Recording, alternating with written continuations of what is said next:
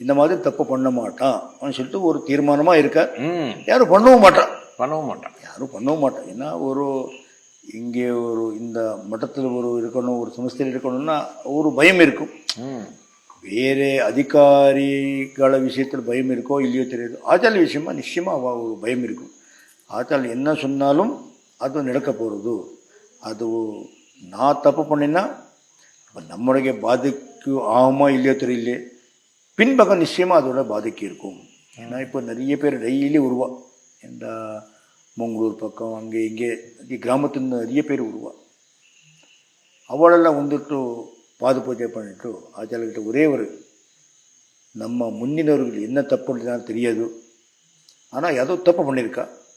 அதனால் நம்ம குடும்பம் மொத்தமாக நம்ம 800 பேர் இருக்கும், 300 பேர் இருக்கும், 400 பேர் இருக்கும், யாருக்குமே ஒரு உத்தியோகமாகட்டும் ஒரு நிம்மதியாகட்டும் இல்லவே இல்லை. ஏன் அப்படி ஆயிடுத்து தெரியாது. நம்ம பிரஸ்ன மார்க்கத்தில் பார்த்தா அவர் சொல்லுவா, ஆச்சாரியர் இப்படி ஒரு ப்ரொசஷன் போயின்னு இருக்கா. அவள் ஏதோ ஒரு கடையில் உட்காந்துட்டு இன்னும் சாமிகள்லாம் இந்த மாதிரி உஷ்ணமாக எதுக்கு இந்த மாதிரி பண்ணணுமா அப்படின்னு சொல்லிட்டு அங்கே போய் உட்காந்துருப்போம். உட்காந்து சொல்லியிருப்பாங்க, செலுத்தின்னு இருப்பான். அவனுக்கு அன்றைக்கே சந்தோஷமாக இருக்கும். நான் ஏதோ பெருசியாக பேசினேன்னு சொல்லி சந்தோஷம் இருக்கும்.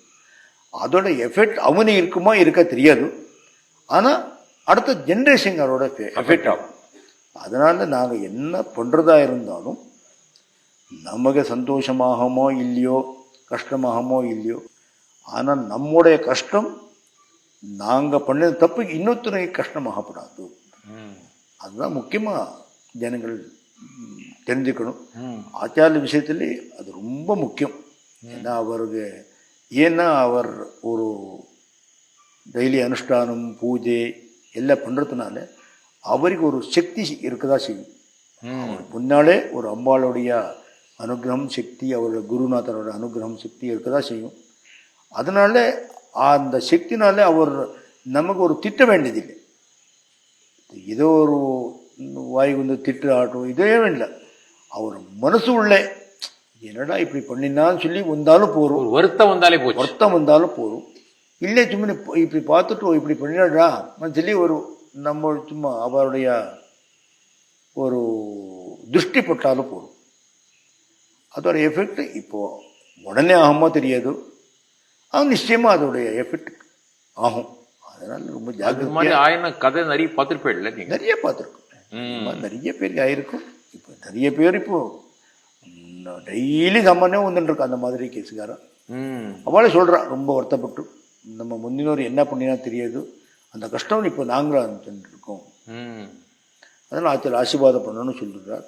ஆச்சல் ஆசீர்வாதம் பண்ணி வேறு ஒன்றும் இல்லை, ஆச்சல் கையில் ஒரு மந்திராட்சியத்தை கொடுத்தா ஏதோ அவள் சொல்லியிருப்பா இந்த இடத்துல நீங்கள் போடுங்க சொல்லிட்டு, அடுத்த வருஷம் எல்லாமே சரியாயிடுத்து.